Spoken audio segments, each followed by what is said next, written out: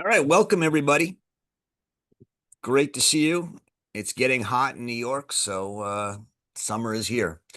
My name is Roger Berkowitz. I'm the founder and academic director here at the Hannah Arendt Center at Bard College, and thrilled to be with you today for the virtual reading group. Um, we're starting a new book. Okay, that may be a surprise, but the second book of the Life of the Mind, and the first publication of it came out in different volumes as a box set, is on willing, right? To remind ourselves, the Life of the Mind, Arendt's last unpublished, unfinished book, um, had three parts: thinking, willing, and judging.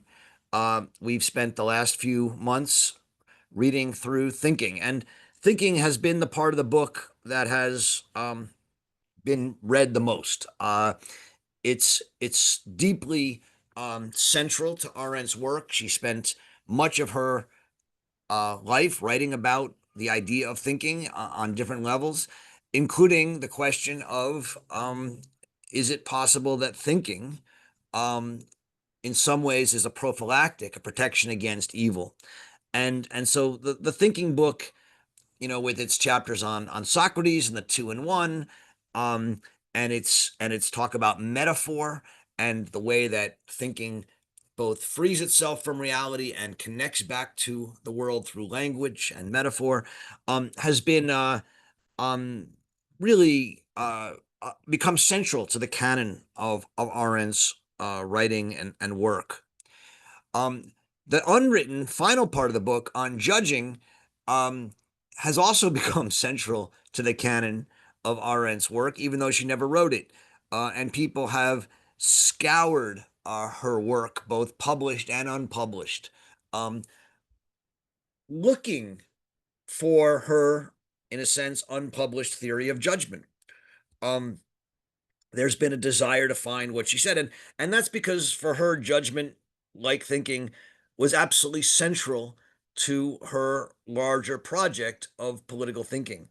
um, Given that there's no truth in politics, that politics is about opinion, um, the fundamental problem of Arendtian politics is how we establish standards, common standards, a common world, a common sense, absent any metaphysical truth, absent any absolute truth or standards. And this is the problem of judging. And so, since judging is so central to her political thinking, and she talks about it, as parts of many of her books, people have really, you know, gone through her books with a fine-tooth comb, and some of her unpublished writings as well, trying to, in a sense, finish the Life of the Mind and understand what she would have said about a judgment as part of the Life of the Mind. The middle section of the book on willing has gotten much less attention. Um, for a host of reasons. First of all, it's uh, a number of the chapters are about particular philosophers, um, many of whom most of us don't spend a lot of time on these days. People like Epictetus, Duns Scotus, um, Augustine is read, but again, outside the tenor of the times. Saint Paul.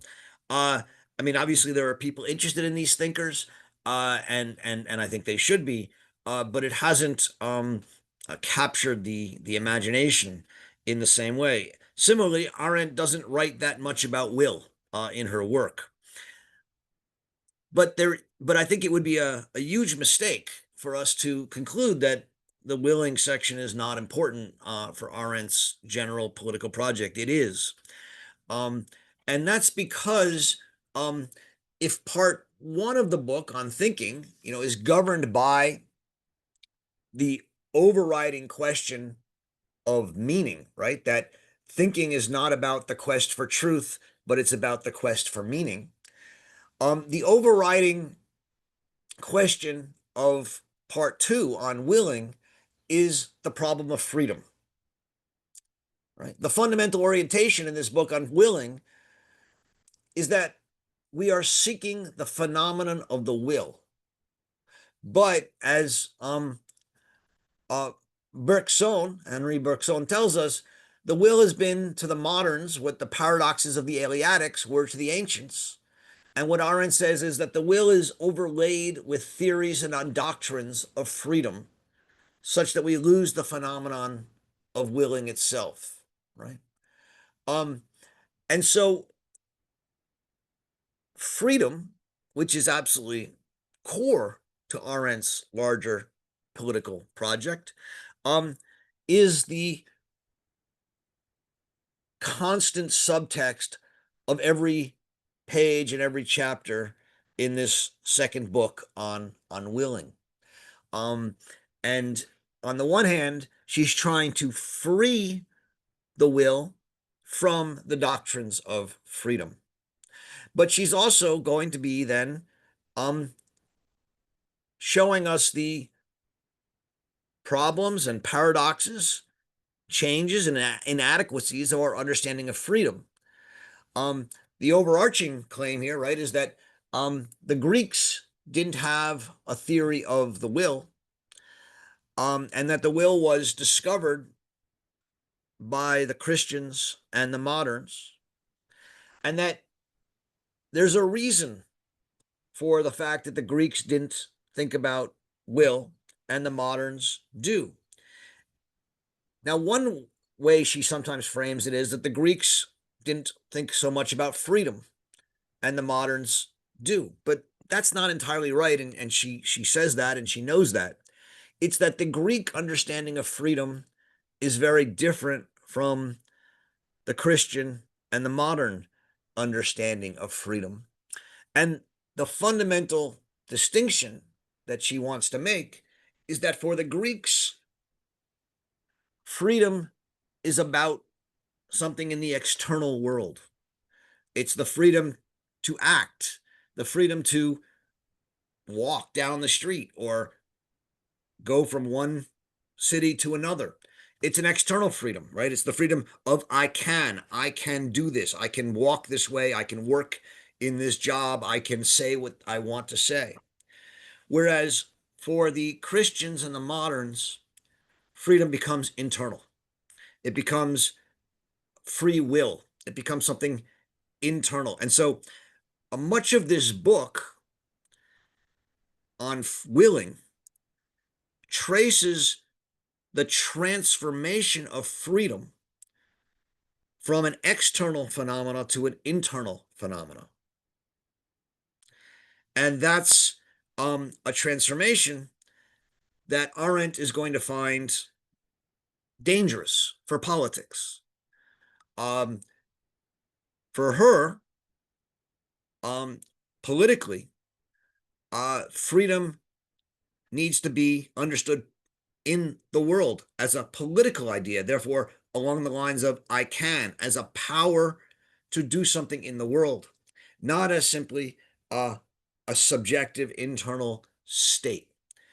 And so the move from the Greek external idea of freedom, in which there's no concept of the will, to the modern and Christian internal idea of freedom that is governed by free will, to then the critique of the modern internal idea of freedom in the thoughts of Nietzsche, Friedrich Nietzsche, Karl Jaspers, and Martin Heidegger, to the final question of, therefore, what is the problem of political action and free action as opposed to freedom of the will as a thought.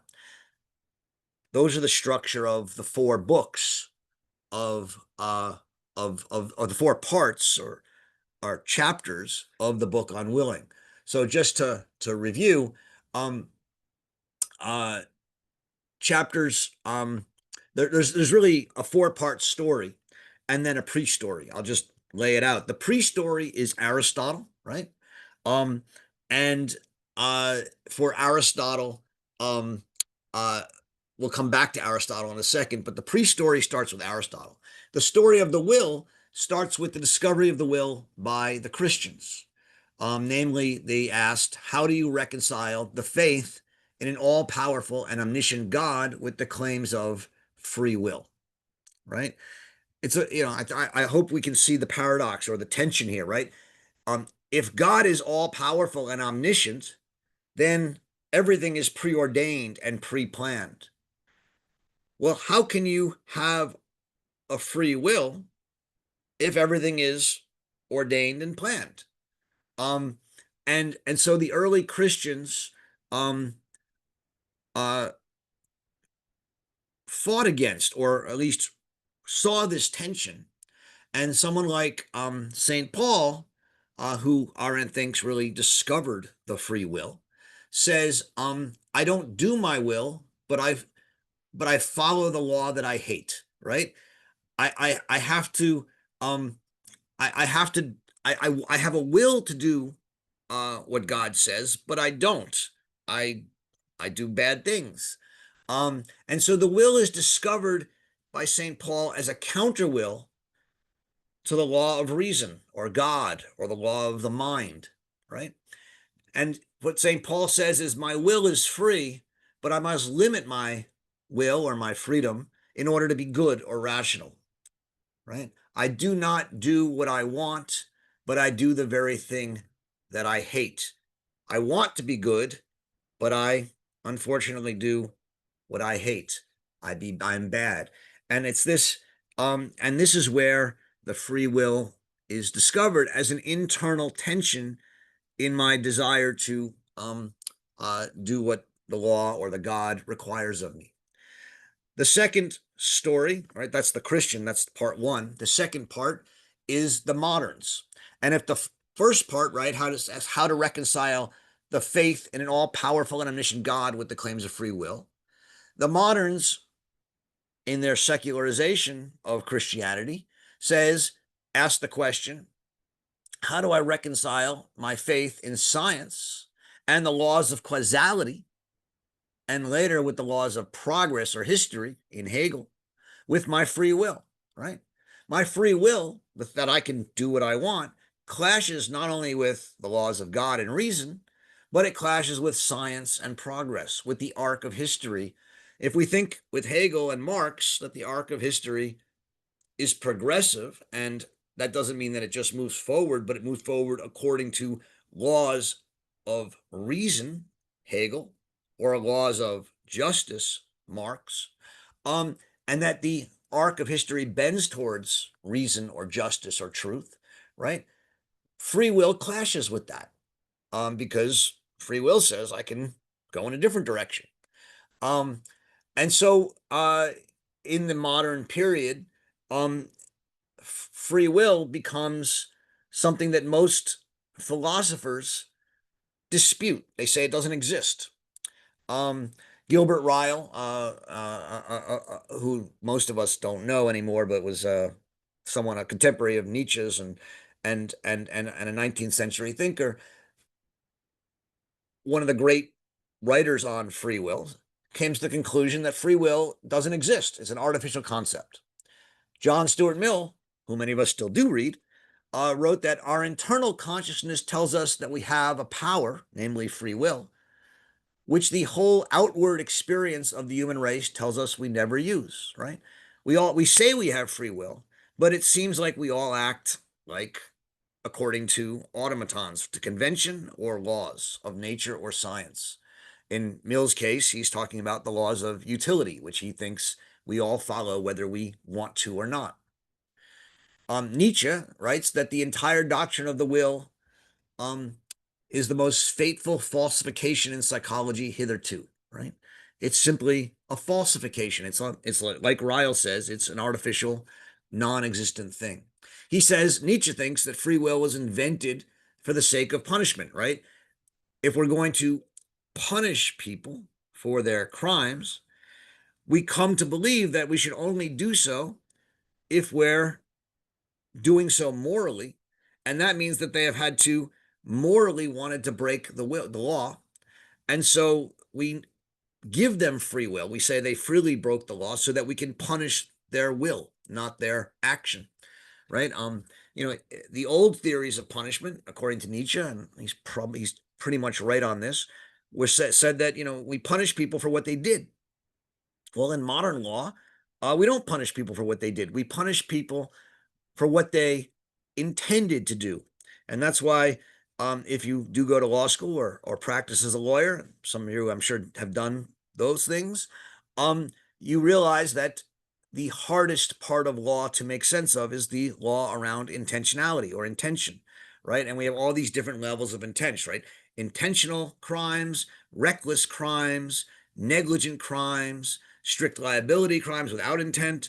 And the law struggles with this problem of intent, and it's basically because of the fact that we ascribe free will to people who don't often have free will. They don't often will to do the crime, and yet we only want to punish them if they did, and that's what Nietzsche is talking about here. um, Professional thinkers, philosophers as Kant calls them, are generally biased against the will, right? The will conflicts with reason and thinking. And since they are committed as professional thinkers to thinking and reason, they distrust the will because it is anti-rational. It is often irrational. It's often emotional and passionate. The will is also free, beyond reason and beyond history and beyond God. Um, we talked about the way that thinking is free from reality, but it's still bound to the world through language, and it's still bound also by the law of non-contradiction. You can't think, it's crazy to think things that don't make sense. I mean, you can, but they don't make sense. The will has no limits, right? You can't say that there's any will that is crazy. I mean, you might not like it, but it's not. You can't say a will is illogical because wills don't have to follow logic. I can will to jump through a black hole. It's not going to happen, but I can will it. There's an infinite spontaneity to my will, which can be irrational and idiotic and thoughtless. Um, and Another reason that people have disliked the will is that the will is bound up with politics, right? We see this today, right? There's a whole lot of people who think that politics is irrational and um, has jumped the sort of guideposts of common sense. Well, willfulness does that. That's part of freedom, and so the inquiry into will is an inquiry into this kind of freedom and politics that has no limits, which is why, as we'll come to, the inquiry into will is also an inquiry into evil, into the problem of evil. Um, Arendt says that in her approach, she's going to assume that the will actually exists as a human faculty, right? And she has to, because she says, look, the Greeks didn't think it. They never talk about the will. But she's going to assume that the will has always been there. And then the Greeks didn't think about it because they didn't need to.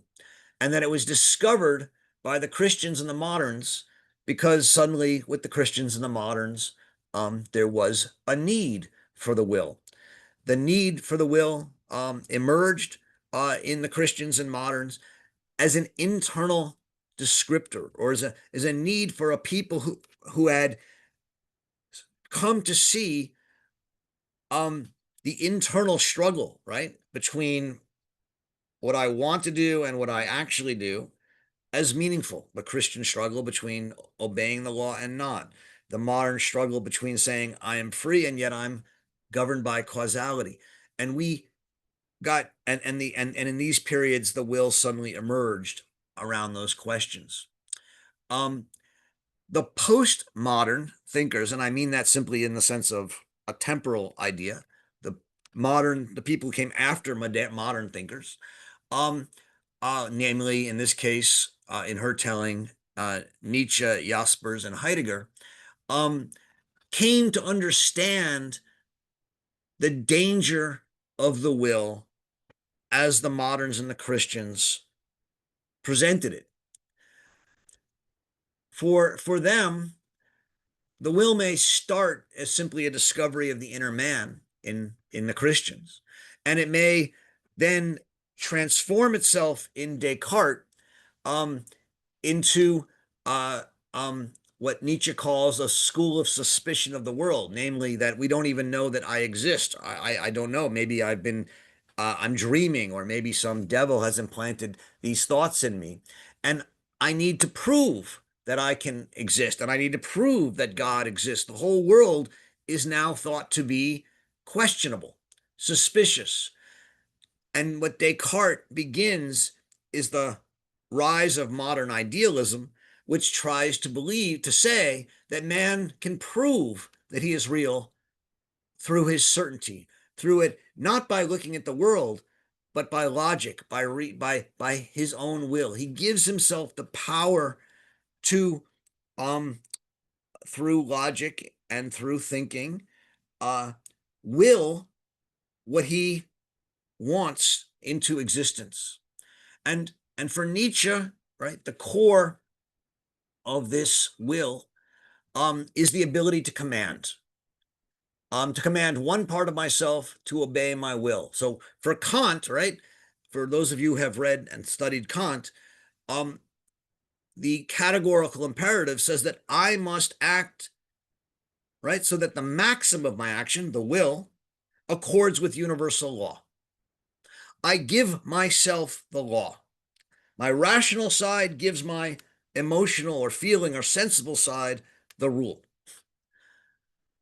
Nietzsche, however, says that in the increasingly willful understanding of the world, the will is free from reason, and it's simply self law giving without rationality.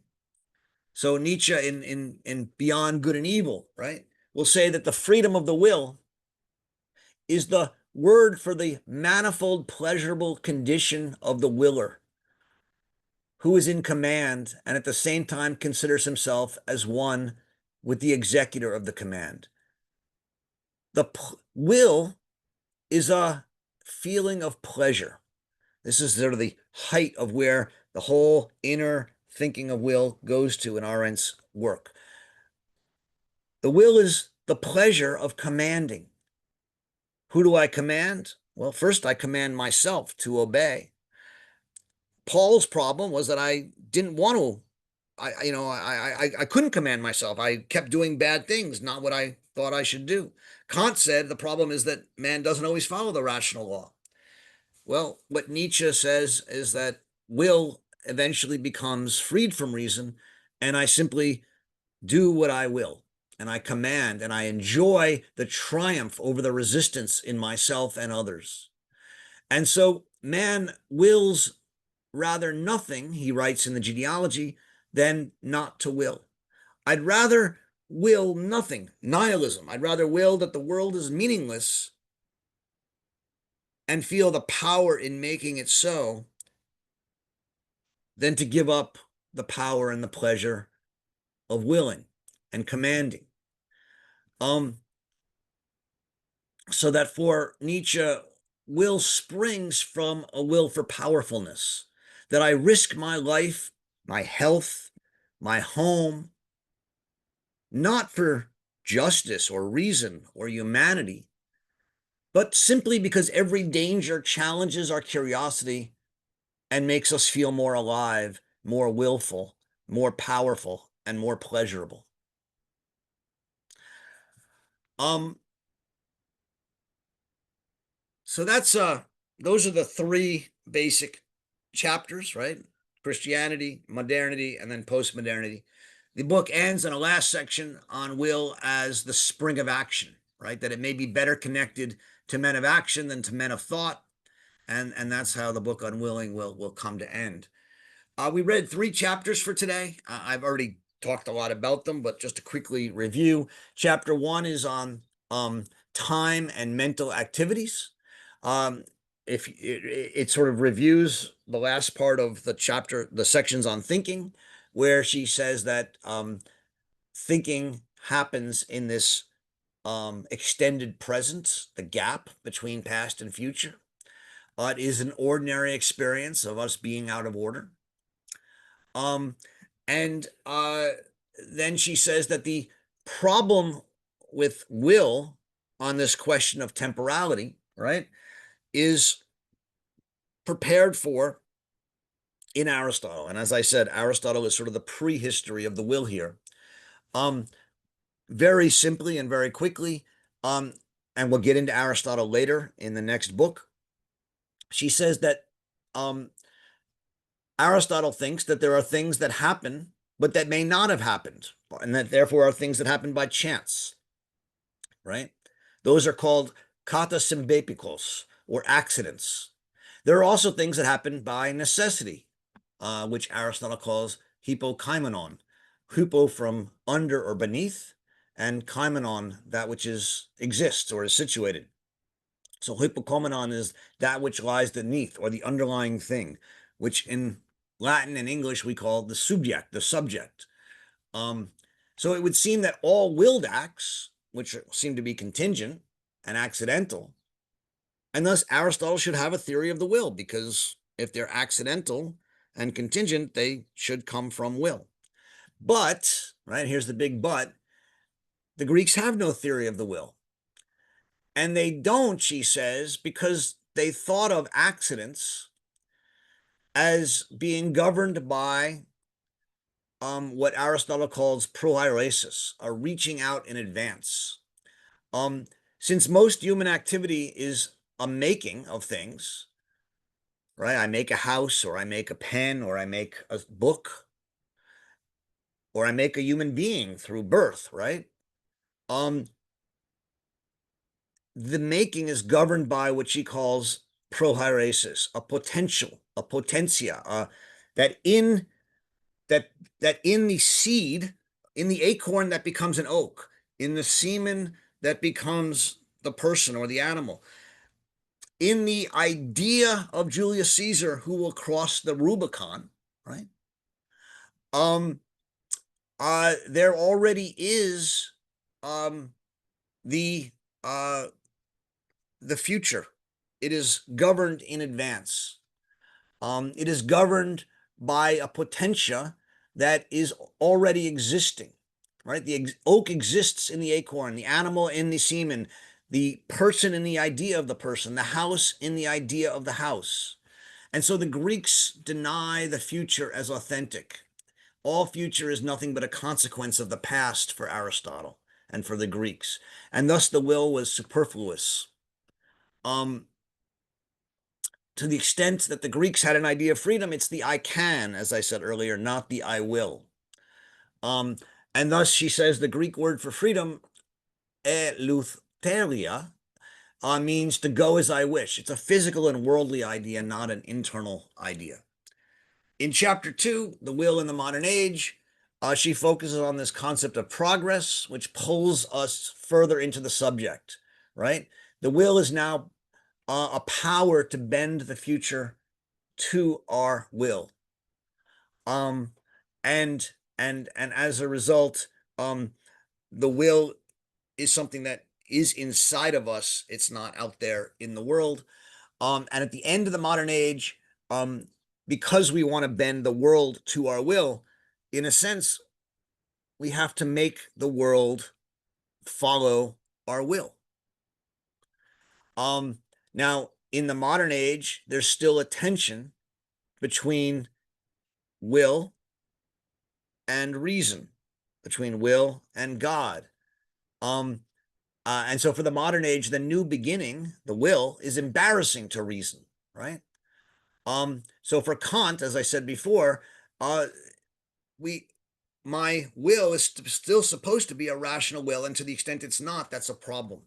But at the end of the modern era, the true idealist philosophy begins to assert that reason itself doesn't exist and is simply will.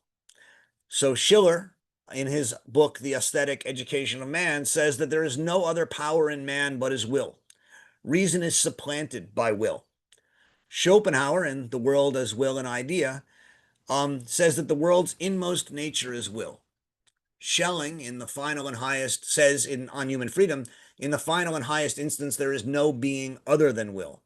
And Hegel, who we'll spend a lot of time with later in this book, says that the world that is rational, and everything that is the will of God or reason. There are no accidents, but it is simply the will of a world spirit.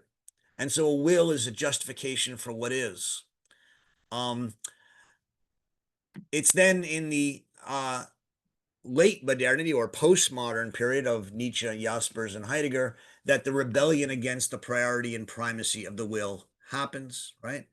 Um, Nietzsche's fundamental rebellion against the will is expressed in his idea of the eternal recurrence of the same, in which we justify what is by willing it over and over again, not because it's rational, but because we will it and we will it and we will it. Jaspers says that human freedom is guaranteed by our not having the truth, and since we can't know the truth and truth compels us, we are free, and thus we can will as we want against any kind of set progress or truth. And Heidegger, at least in the late Heidegger, becomes aware of the dominating and domineering force of the will, the ravages of the will to power, the idea that will, in a sense, can become simply the will to any evil, and that it is unbound by reason. And thus Heidegger begins to rebel against the will with his thought of the will not to will, and what he calls Gelassenheit, the letting go, which is where the late Heidegger ends up. Arendt's critique of the late Heidegger will simply be that it turns into a kind of apolitical uh, uh, solipsism in man's discussion and conversation and engagement with being, and leaves the world in a way that she finds irresponsible. Chapter 3 lists the three main objections to the will in post-medieval philosophy. I'm not going to go into them too much. The first is that the philosophers disbelieve in the will. They don't think it exists because the world follows reasons and science, and therefore we deny free will. We are subjectively free, but objectively necessitated. So the philosophers say free will doesn't actually exist. The second objection is that the will leads to evil, right? That there's an inevitable connection between will and freedom.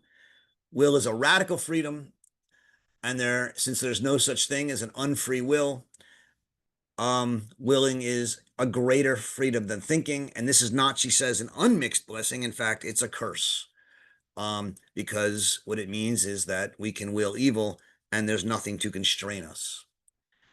And the third objection is that the fact of freedom and will diminishes humanity. It makes us contingent, right? If we are truly contingent and willful, and we exist for no reason but are just here accidentally, then what's the dignity of man? We are living in Shakespeare's worlds simply as a tale told by an idiot. And this leads to, of course, what she calls pseudo solutions in Hegel and Marx, namely that there's some hidden rational direction in history that leads to the good. But she doesn't think those are real solutions or meaningful. All right. I know I spoke for a bit, but that's okay, because this is I think I hope to show you why this book on will is meaningful and important, and why it is actually central to much of Arendt's thinking. I also realize it's complicated, and I see there's no questions. Maybe there will be, but feel free to talk in the chat, and if you are willing and able to formulate a question about the text, raise your hand. Yana, maybe you can also take a look at the chat and see if there's questions or things that we can engage with if people are shy about asking the question on willing. Any question. It could be about Arendt's thinking. It could be Nietzsche, Heidegger. I mean, we're going to get into this. This is just the intro. And the texts will get much more um may get much richer in their examples and ideas as we get into the particular thinkers. But for now, I hope you see some of the main issues and questions that are on the table, right? The question of evil, question of freedom, the question of what happens to will when it becomes subjective or internal as opposed to external. These are some of the big questions at here. But maybe I've stumped you all or confused you all or bored you all. So we'll see.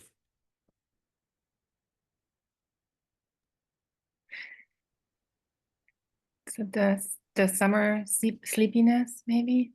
Yeah, could We be. had some comments in the chat about I see a hand, so I'm gonna Okay. Hi, Julie.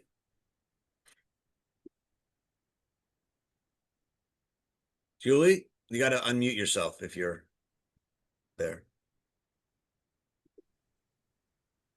I'm interested in, it comes a little bit further on than what our reading is right now, but just anticipating it, that Arendt, is this correct, sort of separates thinking from willing and finds the two to be somewhat at odds with each other. And that in the sense of willing, because you can decide to will or decide not to will, there's a tension, an underlying tension. And it seems to me that this underlying tension, because it is so, it has authority to it, authorness, it comes from the self, has the potential to be in a state of really living. That to accept the fact that we have will and to exercise the will means that we exercise our option to live to the maximum potential. What do you think of that?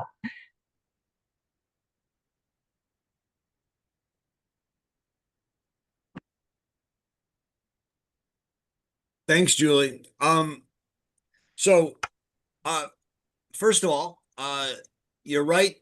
That willing is one of the three faculties of the mind, the life of the mind, right? And thinking, we learned, deals with invisibilities, generalizations. It desenses the world. It annihilates the real, or it destroys all criteria. And thinking thus is in this gap between past and future, in the extended now, or what we sometimes call the Augenblick, the glimpse of the moment. And it's separated from the everyday. And willing concerns what is not yet, it's the future. Judging concerns what is no more, it judges the past. That's one way to think of the differences between willing and judging. Another way is that willing and judging, much more so than thinking, deals with particulars. They're closer to the world of appearance. Thinking can think about anything. That's the freedom of thinking. And it offends common sense in the way that judging and willing do not. Now, she says that in the section on thinking, but I think that's more true for judging than it is for willing, because what she wants to say here is that willing is even more free than thinking. And it can will almost anything. It can will to do away with the world. It can will nihilism. It can will the destruction of the world in a way that uh, you know is completely free. But I guess what we would say is it still wills something about the world, and so concerns particulars. But um, uh, The main difference, though, between willing and thinking, and it's the key one, is that willing is a kind of absolute freedom. It's a coup d'etat, she says. It's a spontaneous act. Um, there's no limits on willing, whereas there are limits on thinking. Um, and that's the big difference. I think there was a second part of your question, Julie, but I'm not sure I got it. Can you say it again if there is one? I think what you said clearly defines it, as she does in her book, into the three different areas. I think what I was more trying to address was the fact that it seems to me that Arendt places willing into an area that gives us a chance to exercise maximum potential. And I guess that would be what you say when willing puts you into a place of freedom, or gives you an access to freedom. Whereas, say you go to judging, and judging has to, you make a decision. It's a one way or another. It doesn't have so much free range to be in conversation with the world. So, I mean, we haven't really talked that much about judging in this conversation in this book, but judging for her is limited not by an absolute truth or logic, right? There's no, for her, absolute truth to make, what makes a Rembrandt painting beautiful? Well, there's no series of criteria or absolute judgment that tells us that, or what makes the decision to go to war right or wrong. There's no absolute criteria that governs that. And yet she thinks judging is still limited, not by any kind of metaphysical or absolute criteria, but by the need for public agreement. In order to say that a Rembrandt is beautiful, or that a war is just, or a war is good, we need to be able to, in a sense, woo, the word she uses is woo, the public to our side. And that means that judgment is limited by our ability to persuade people, to make arguments, or non-arguments, or somehow persuade people that we are right, that these works of art are beautiful and those are not, or that this political action is good and that one is not. And so there's a limit to a good judgment and bad judgment. Similarly with thinking, right? I may be able to think something that makes no sense, right? Like an honest politician, but that doesn't mean that but she says those things are bad thoughts. I mean, okay, an honest politician is a bad example. But I can think something that's irrational, but I can't. But then it's a bad thought. It violates the law of non-contradiction, and as a result, doesn't actually work, as it violates the laws of thinking. The problem with willing, right, is that there are no laws of willing. It's spontaneous. It's free. And so I can will world peace, but I can also will the destruction of the world. I can will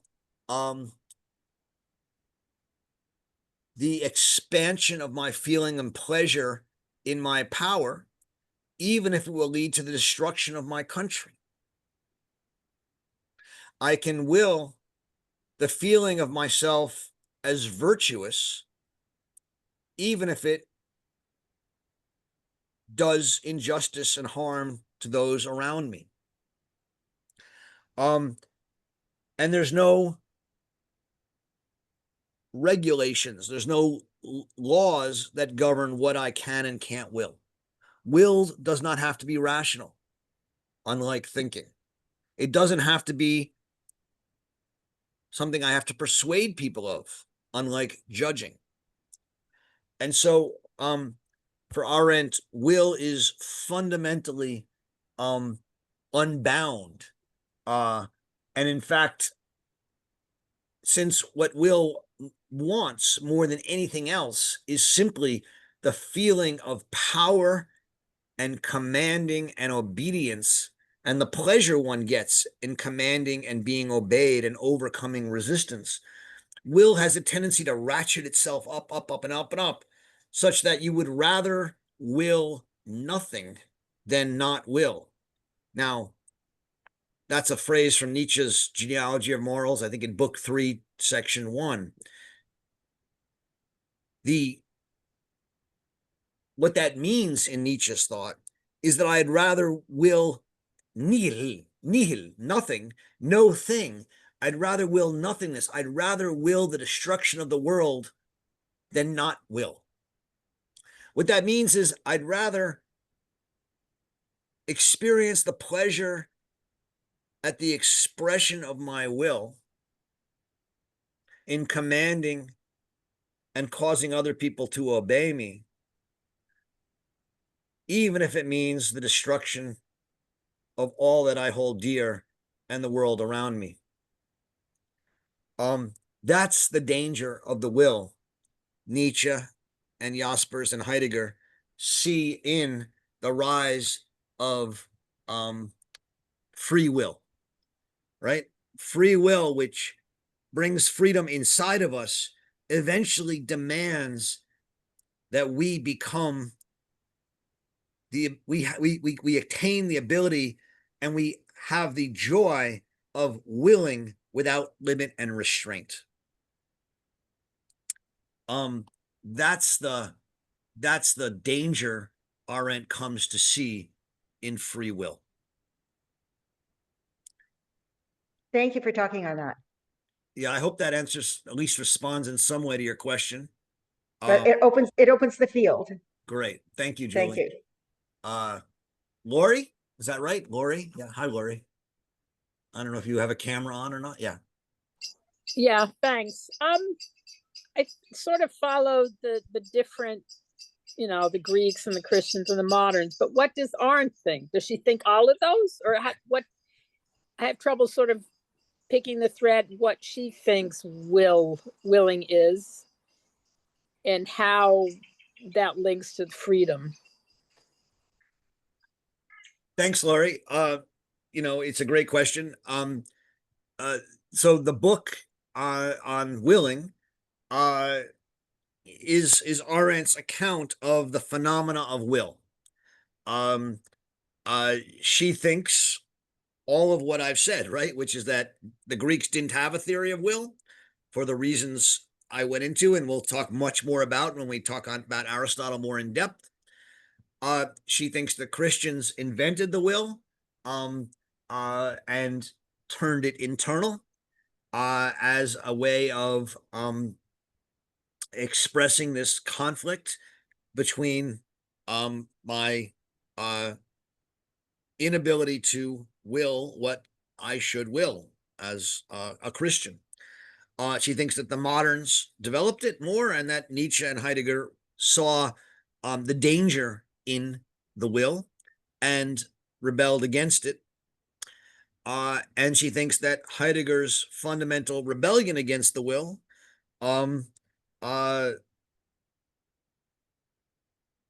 led to a retreat from politics and responsibility that she found dangerous and problematic. And so that leads us to the final section on the question of maybe what we don't need is a theory of the will, but we need to return to the Greeks, but in a different way, right? As I said, the Greeks, on the one hand, saw freedom as a public freedom to do, or I can, but they then limited freedom by their idea that everything was governed with this kind of pro-hierasis, this kind of potential. Arendt's approach is to say, no, we need a combination. We need to understand the radical openness of willing and freedom, but also not limit it to an internal idea, but allow it to exist in the world of politics, which means that political action has a kind of infinite potential and openness to it, which she calls natality, or the ability to begin again, and is an idea of freedom that's Greek in its openness to the world or its existence in the world, but is Christian and modern in its refusal of a kind of pro-hieratic sense that it's all controlled by something in the past. And so her view of will and freedom is going to be sort of a combination of the two in the end. Okay, quick follow-up question. So, and what this arc of progress or whatever, does she really buy into that? I know you said she doesn't buy into Hegel or Marx's, pseudo solutions, but this whole idea of, progress, and where's she come down on that? Yeah, I mean, I've talked a bit about this at times, and I keep telling people on this group that someone's going to write a book on Arendt and progress. Not that I know of, it hasn't been written to my knowledge. Arendt is very suspicious of progress. It's one of those themes in her work that pops up over and over again, and she's always critical of it. And I think we need somebody to go and collect those remarks and say something interesting about them. But on the most basic level, progress dehumanizes man, insofar as it says that everything is happening because of laws of history, and there's no dignity to human action, because everything that's going to happen was already foreordained by world spirit for Hegel, or the arc of the dialectic in Marx and the rise of communism. And so she thinks, on the one hand, progress is an attack on human dignity. Man is just an idiot in the world, as I said, in the Shakespearean sense. And also what progress does is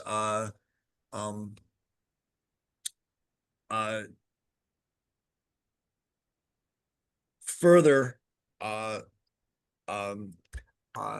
reduces man to simply willing what has already been found to be true. There's no real chance of action.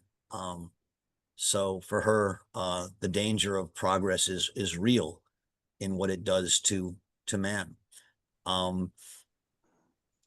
Thanks. Yeah. Go ahead. Next is I'm sorry, is it Robert next? I Yes. lost track here. Yes, hello, Robert Lane. Yes, thank you very much. I've been enjoying this reading group for a couple of years, even though I'm coming from a completely different place. I'm an architect and city planner, and at some point, it would be interesting to have a discussion about the relationship between all of these ideas and the way we build cities, since cities end up being a kind of three-dimensional manifestation of a way a lot of these things get reconciled. And what was interesting to me was the origins of modern town planning sort of have their origins in the beginning of the sort of scientific era, when people actually imagined that they could change things, that Mhm. that they didn't have to, assume that a generation from now everyone would be living in the same state. And so I'm wondering if you can elaborate a little bit more, because she touches on a kind of the relationship between all these ideas and a Greek conception of time and a modern conception of time. And I'm wondering if you could explain a little bit more about the two concepts of time, different ways of thinking about time, and the way that plays into these ideas about the will. Yeah, thanks, Robert. Thanks for the question. Thanks for being in the group. And I'm glad you jumped into the fray. It's always a great thing. Um, so first of all, there's a lot of really interesting work being done about Arendt and architecture. Um, some by my friend Hans Thieme, Thieme, who's written some wonderful books on Arendt and architecture. Um, and uh, and when we next read The Human Condition, we'll come to some of those, because she, in her discussions of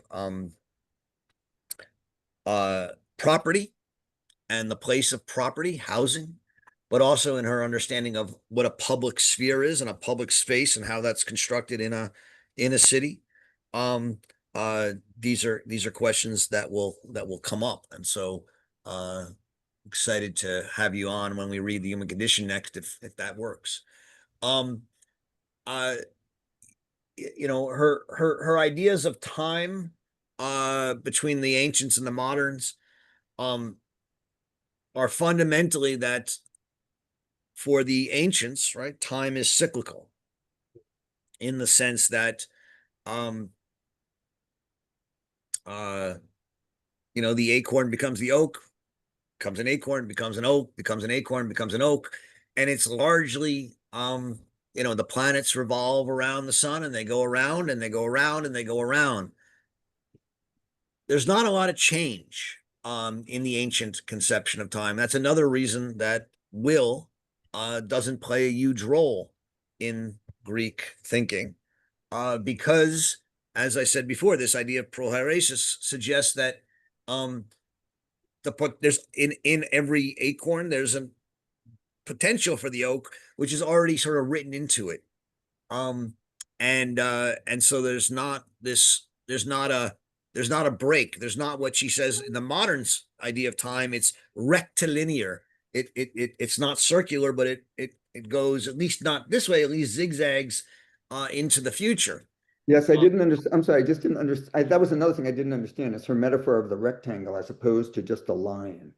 What Well, is she? not a rectangle, but rectilinear, um, which means that it's straight, or it goes it doesn't curve around. Mhm. Um, is what she's saying, and so, um, unlike you can have a rectilinear idea that is governed by science or history, laws of history, right? That would be Hegel or Leibniz or things like that. But you can also have a rectangular line that sort of is open to freedom, and that's going to be more an Arendtian or Karl Jasper's idea um, Mhm. of time.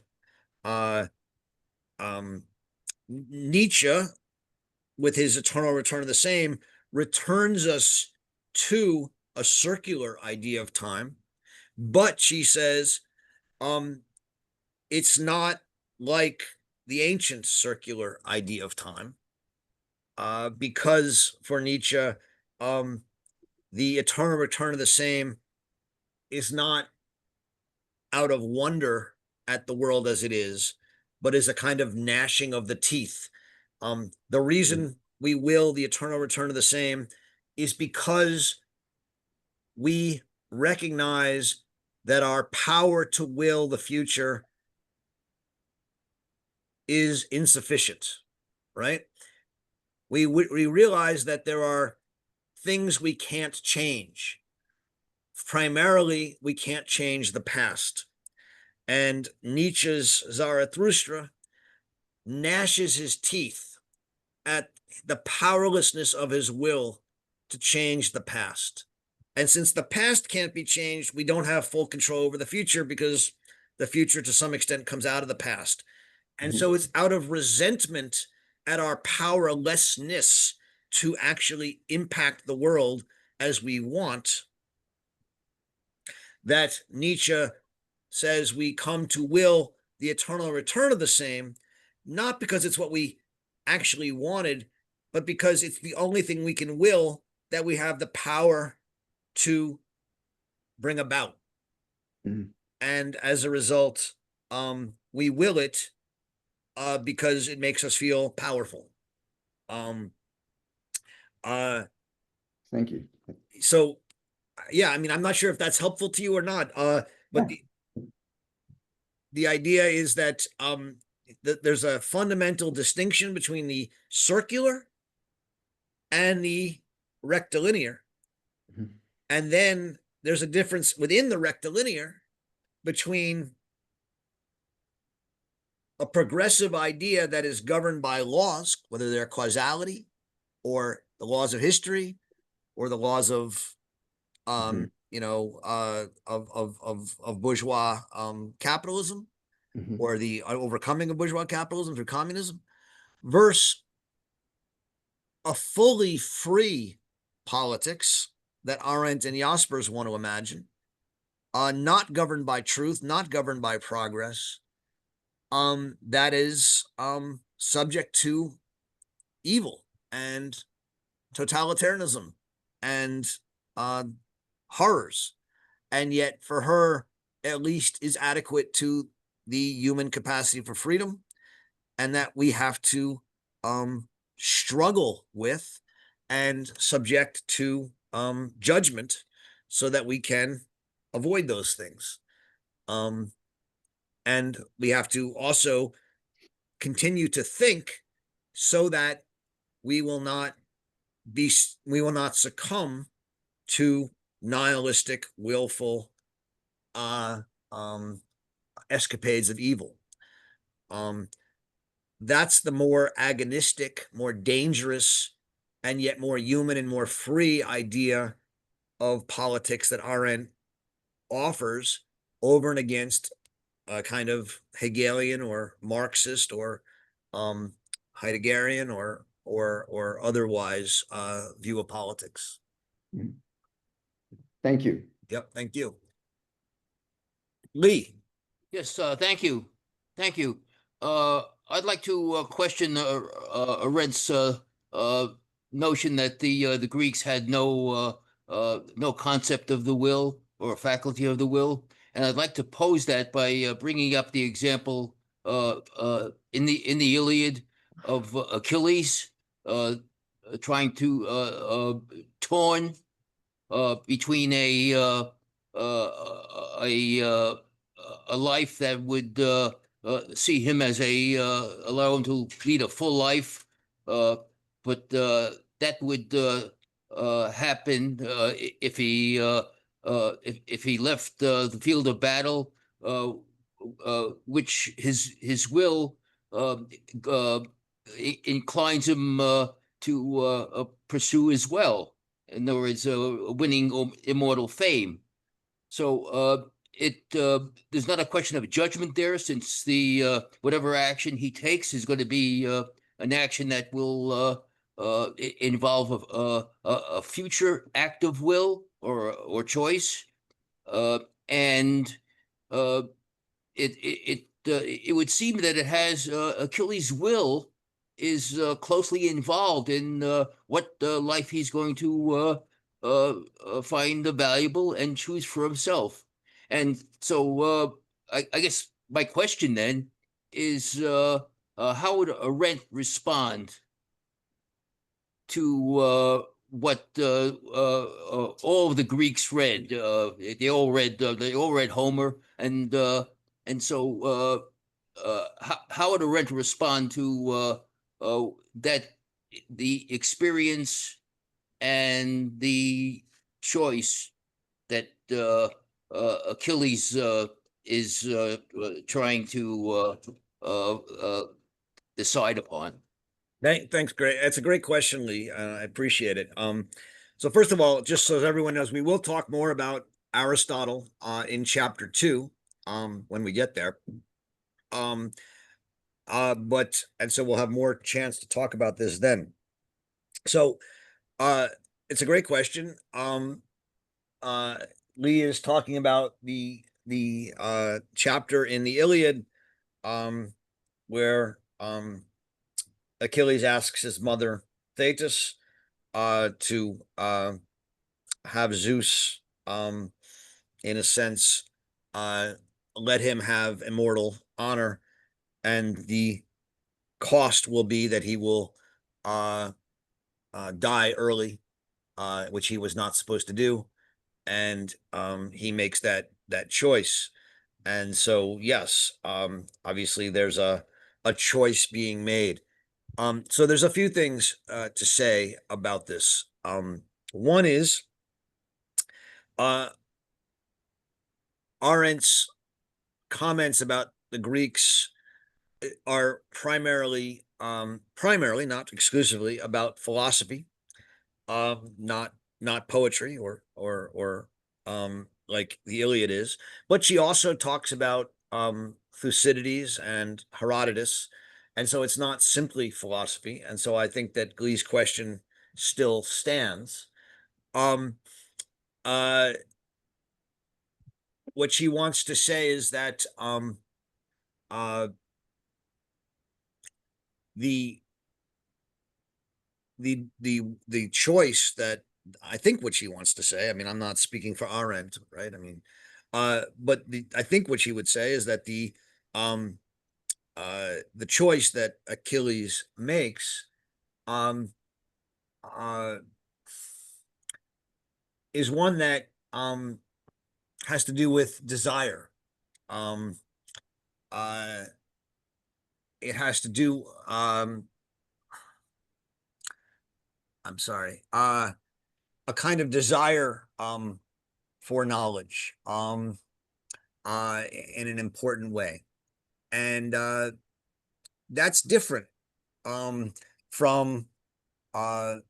will as the will for power, the will for powerfulness. Achilles wants to avenge Patroclus.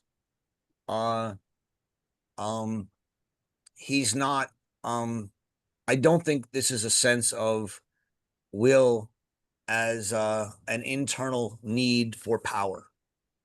And so, yeah, I mean, there's never been in any society, including the Greeks, a lack of choice. I mean, people always make choices, right?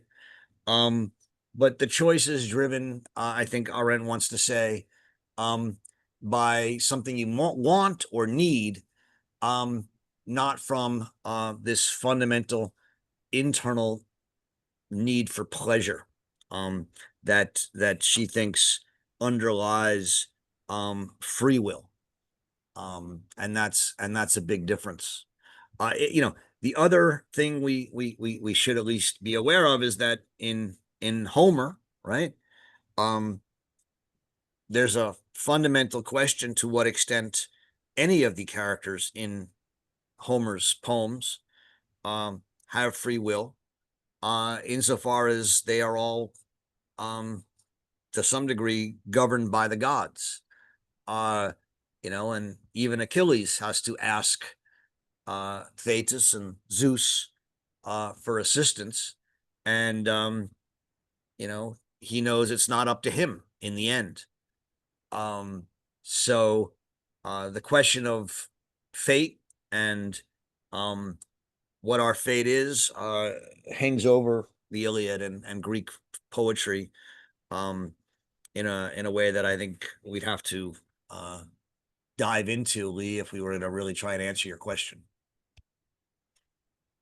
But Well, I mean, I don't know what answer, and so just to say, I don't know what Arendt's answer to the question is.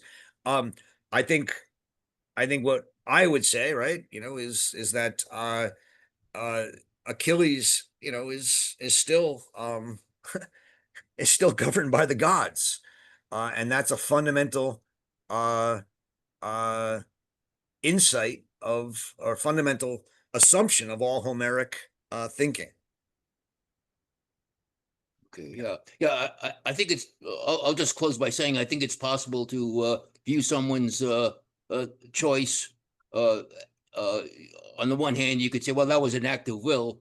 On the other hand, you could say, well, that's what that individual desired to do. So, Yeah. yeah, so But it's, she wants to make a distinction between desire and free will, right? And it's an important distinction for us to keep in mind, right? Free will is not simply that I want to pick up my glass and drink it, although it could be on some level. Um, you know, free will is that I have a fundamental internal freedom from the laws of causality in science or the laws of progress, but in Homer, that I have a fundamental freedom from the rule of the gods and what the gods say. And I'm not sure that we can say that about Achilles. I don't think so. yeah. Well, thank you. Yep, thank you. George. George, you're muted, so unmute. From what I gather, what Arendt is saying about St. Paul's version of free will is internal in the sense that is saying, well, even if you can, don't. Just that simple. On the other hand, there's another internal version of free will, which, again, I wonder what she would say is that everything she's saying is just fine, except there's one initial step, which is in the brain. That is that the brain is a system that physically acts to produce thoughts, which produce, and the thoughts produce volition. And there's plenty of evidence for that. So it's really the basic thing about, it's really the against dualism in both ways. That the dualism separates the mind from the brain. And again, I know I keep on bringing this up, but I think it's important in the Arendtian aspects is, can you just assume that this is what the neuroscientists, I hate to tell you, call naive uh, of use of the will, or can you just separate that and just ignore all the scientific aspects, which I know that scientism is a bad thing, etc., etc. Well, it's not that science is a bad thing, George. I mean, Arendt is well aware of the science, and I mean, so was John Stuart Mill, right? And so was Nietzsche. Not And, really. well, they obviously that we've had more science today, but Right. they were aware of the fundamental view of science, right? Which is that everything Well, is the thing was that it started out dualistically. That is, free will was started out, I think, around in the British system. Interestingly enough, it started out as a philosophical problem and a physiological problem, and then sort of emerged and became also a psychological problem. So it started out that way, dualistically, and it's still doing this. it's still okay. In any case, the fundamental premise of early modern science, right, was uh, that there was a, as you said, a dualism, a fundamental distinction between the mind and the world, but that there was, in the Cartesian sense and others, there was this sort of Deus ex machina that combined them. Um, more recently, we think that even everything in the mind is fundamentally a product of in the end physical material causality. Uh, uh, and the whole premise of artificial general intelligence, right, is that the mind thinking is simply some sort of a system, maybe a chaotic system, maybe one that doesn't follow logical rules, but one that can be mimicked by a machine that's large enough and powerful enough. Um, uh, I think this is becoming philosophically important because we want to do what to do with AI. It is Of course how are the machines going to work in the of future? course, it's becoming philosophically important. And so if you fundamentally believe, right, that man is a mechanistic system. So, I mean, there's different ideas of AI as far as I understand it, right? One idea of AI is that man is simply a mechanistic system and that we can create a machine powerful enough to be human. Another is that there's a spark, a human spark in man that Christians or religious people will say comes from God, and secularists will say comes from some magic sauce. And the question is whether, um, um, just like, you have simple animals like, jellyfish, and more complex ones like dogs, and much more complex ones like elephants, and even more complex ones like human beings. When does thinking start? When does consciousness or humanity begin? And where does that spark come from? Right? If is it divine or is it complicated? Who knows? And and some people say that there's no reason to think that a machine, which is just we're complicated machines according to that view, can't eventually acquire that spark. And so these are questions that certainly uh, are deeply relevant today and important to people. Um, you know, what makes us free, right? Um, that's a question that I think absolutely is going to be one of the central questions of the next decade, as we create machines that seem to have the spark of humanity. I mean, people are already falling in love with ChatGPT and other AIs, right? People are already finding that they'd rather talk to them than read great literature. Um, uh, and they'd rather talk to them than talk to their friends. You're seeing this all over the place. People are going on trips where they just talk to AI for hours and hours. Um, does that mean that AI is free? Does it mean that AI is a human? Does it have rights? Is it going to acquire, and will it stop to shut itself off? I mean, all sorts of questions. And Arendt's chapter here on willing and freedom, I think uh, absolutely relates to these questions and will help us think them through. What the answers are, are anyone's, are not something I have a quick answer to. So thank you. Gilbert. Okay, thank you very much. First of all, please receive my warm greetings.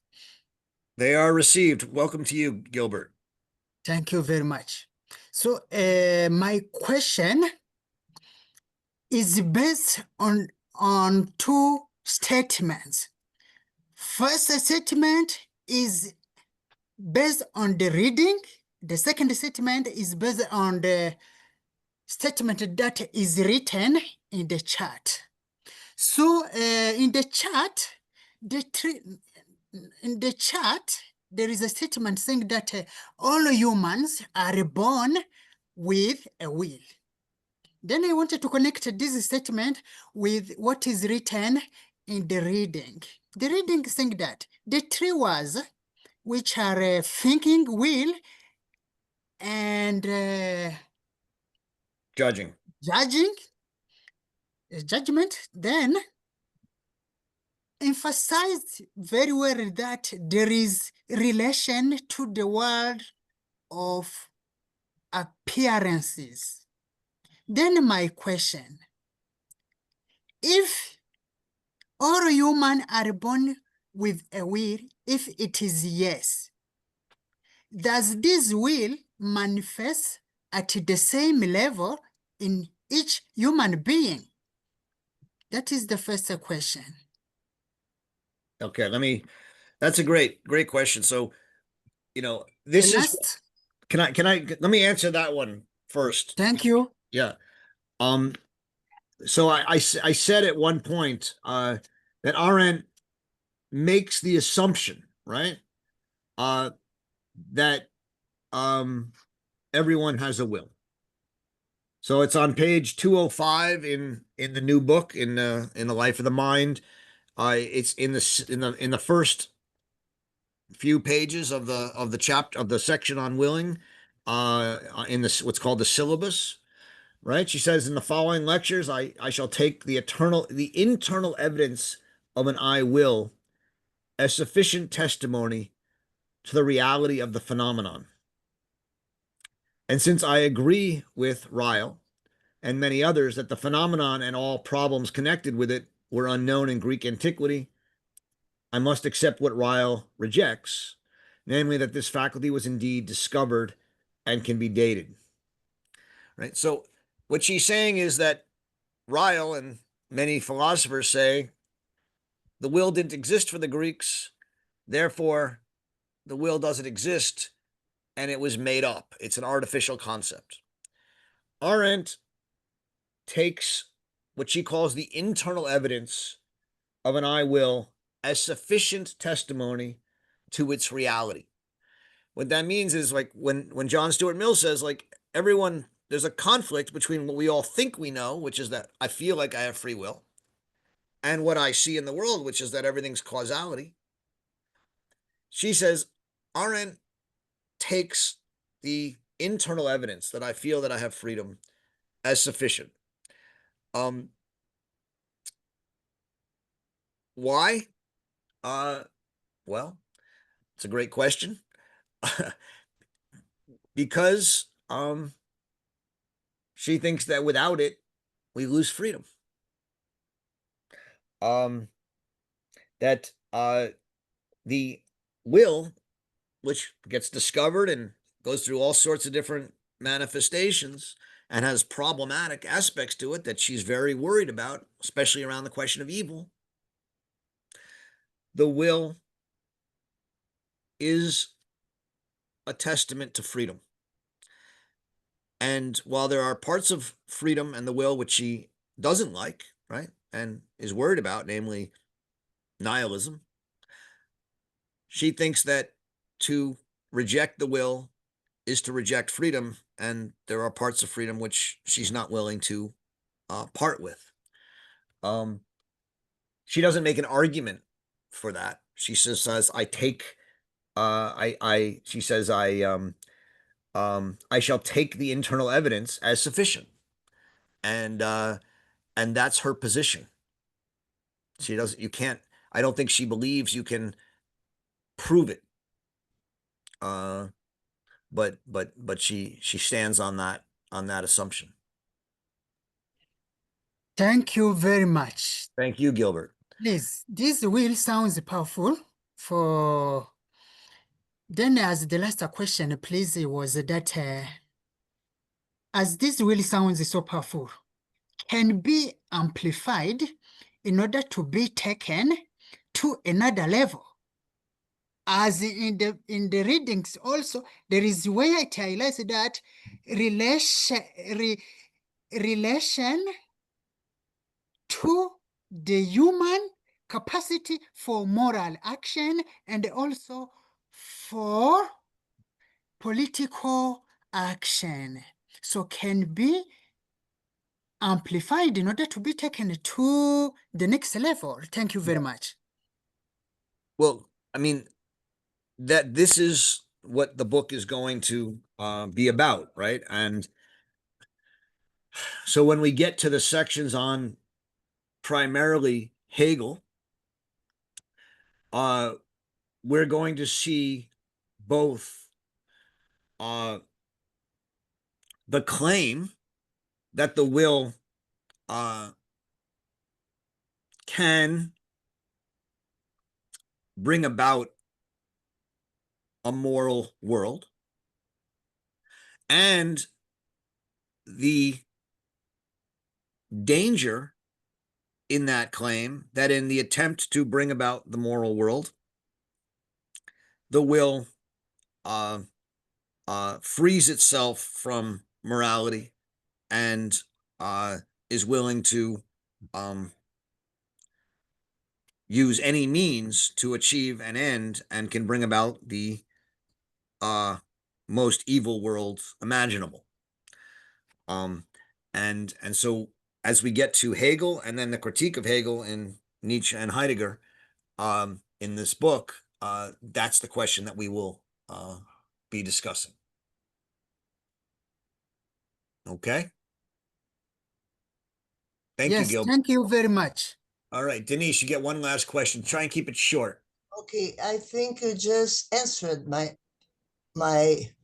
question, talking about what we will read afterwards. I wanted you to speak a little more about the difference or the difference between desire and free will that you mentioned a little earlier. Thinking in politics, thinking in positions in politics where the desire, and I think it's Hegelian and Marxist sometimes inclination that leads that your desire goes denying the free will of people. You desire that immigrants don't vote Trump, for instance. Or you desire workers don't vote far right, but they do. Yeah. And I think, and the leftists, yes,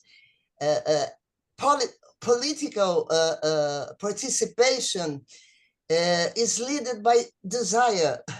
I wanted you to speak more, and not respect for the free will and understanding of the real world, of the real condition of people. Yeah. Okay. I think you're absolutely right, Denise. And, that's what we're going to be talking about as we go forward. So you're raising the right questions. Just so everyone knows, we for a host of reasons, I can't meet next week. It's on the schedule. And then 4th of July is the following week. So we're not meeting until July 11th, where we'll read, finish chapter 1, sections 4, 5, and 6. And we'll be talking about this, especially in these chapters, the problem of the new and the clash between thinking and willing, the clash between morality and willing, and then Hegel's solution with the philosophy of history. So that will be on July 11th. That means you have plenty of time to think about it. You can even revisit it on the podcast. And we look forward to speaking about it in a few weeks. Enjoy reading Hannah Arendt, and we'll see you all. Just one word. Is it the opposition between desire and free will that you made before? We will see it in action, this opposition. The desire on the one, so there's in any choice, there's both desire, it could be desire, and there can be will. And Arendt doesn't think they're the same. Both desire and will are then in relation to morality or truth or progress, and Yeah. and are, at least within most philosophy, are supposed to be subordinate to those ideas. Okay, thank you. Thank you. Enjoy reading Hannah Arendt. We will see you in 2 weeks.